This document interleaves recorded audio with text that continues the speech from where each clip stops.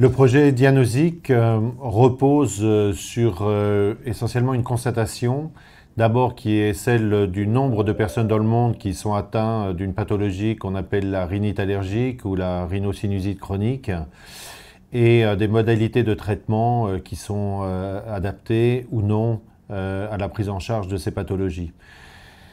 Dans les traitements qui sont donnés, il y a un problème d'observance qui a été constaté, c'est-à-dire que les personnes ont du mal en fait à suivre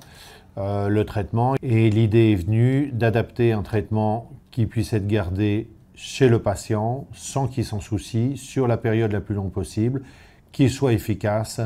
et qui en plus pourrait permettre de diminuer les quantités qui sont données par des systèmes de diffusion lente et relargables à demeure.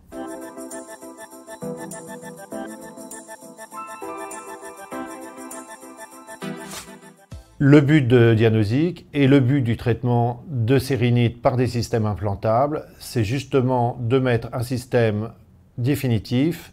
disons, pendant un certain laps de temps pendant lequel le patient n'a pas besoin en fait de prendre son traitement, donc n'y pense pas entre guillemets, pendant que l'action se fait, de rétablir sa qualité de vie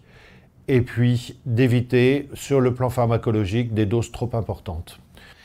Alors la suite de l'aventure va être déterminée, c'est un point absolument essentiel durant l'été 2024 et qui est l'attaque, ce qu'on appelle la phase 2, c'est-à-dire les premiers essais en fait sur un nombre limité chez l'homme pour confirmer donc les essais in vitro qui ont été faits en fait auparavant.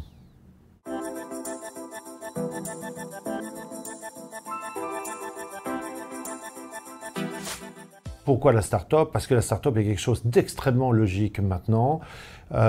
pour apprendre à trouver des financements, pour développer ses idées que ne peuvent pas faire systématiquement l'institution. Il existe énormément d'aides au niveau de la France. D'autre part, ça permet de recruter des ingénieurs, de recruter des personnes. Le point fondamental de la start-up, c'est l'unification en fait d'un groupe, réunification des compétences qu'on n'a pas forcément dans un hôpital, par exemple avoir un financier, un comptable, et puis avoir une personne qui soit particulièrement ciblée à temps plein dans un domaine comme la pharmacologie ou le marketing ou toute chose dont on a besoin dans le développement en fait de ces affaires.